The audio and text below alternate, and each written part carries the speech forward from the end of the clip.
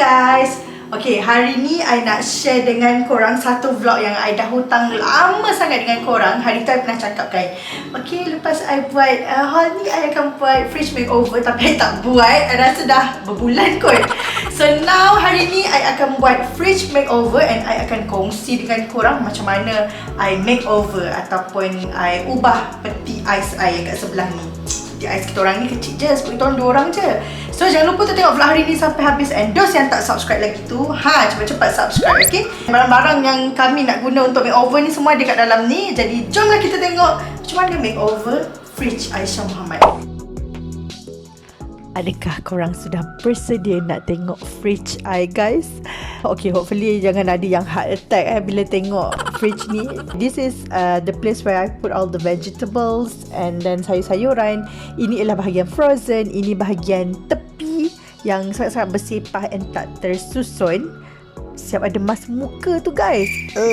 Okay, and then ini ialah bahagian frozen yang sangat memeningkan dan penuh dengan barang.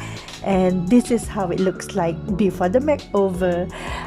Fridge ni memang bersepah. I tengok pun sakit mata ni, guys. So first thing first, I keluarkan dulu semua barang-barang sebelum I nak bersihkan peti ni. So jom kita keluarkan semua barang-barang ni.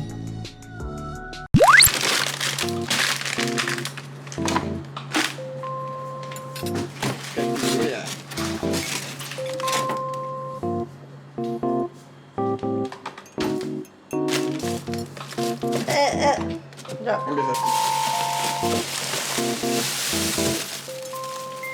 Mana nak letak?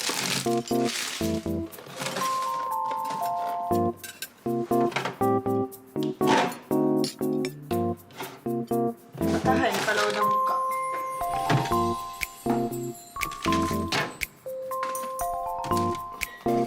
Keluarkan lagi.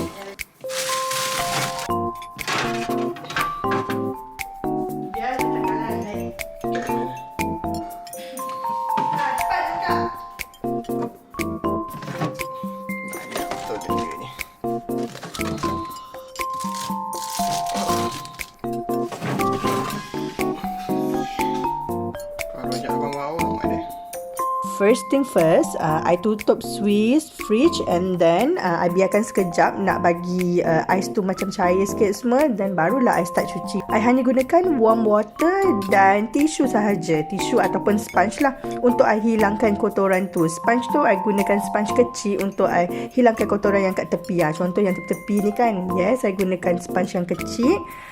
And I buat secara berperingkat. Maksudnya I settlekan dulu bahagian yang macam urgent. Kalau untuk I, bahagian yang urgent ialah dekat frozen punya area. So I bersihkan dulu bahagian frozen tu, and then baru I move to the next area.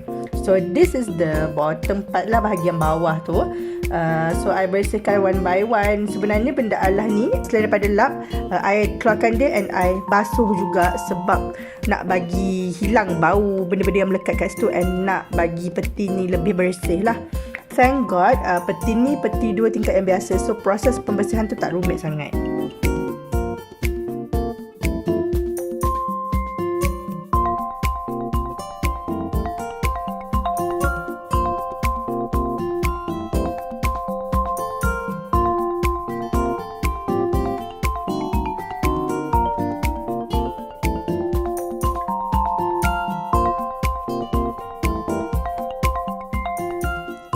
I biarkan fridge ni kering seketika and then barulah I pasang divider-divider ni.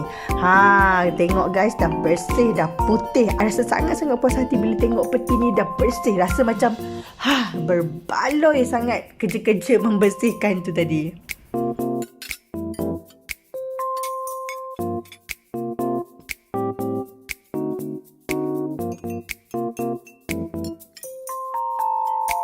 This is my favorite part, iaitu organizing part. Okay, selepas semuanya dah bersih, dah disusun, I susun semua barang-barang yang ada kat dalam fridge ni balik. I organize balik semua benda yang mana ada dalam plastik tu, I letak kat dalam container. I gunakan clear ataupun see-through container so that senang untuk I nampak barang apa yang ada kat dalam tu kan. Ini ialah tips untuk mereka yang nak kemas fridge. Make sure korang gunakan container yang see-through, jadi senang untuk korang nampak apa barang yang korang simpan kat dalam container tu. Organizer yang I gunakan ni I beli daripada Daiso guys. So kalau korang tak sempat lagi nak tengok Daiso fridge organizer haul, cepat-cepat klik link dekat description box and tengok sekarang, okay? Mesti korang dah tak sabar nak tengok macam mana rupa fridge I selepas di makeover. So jom kita lihat apa yang jadi pada fridge I. Bersih ke tak? Tersusun ke tak? Jom kita tengok.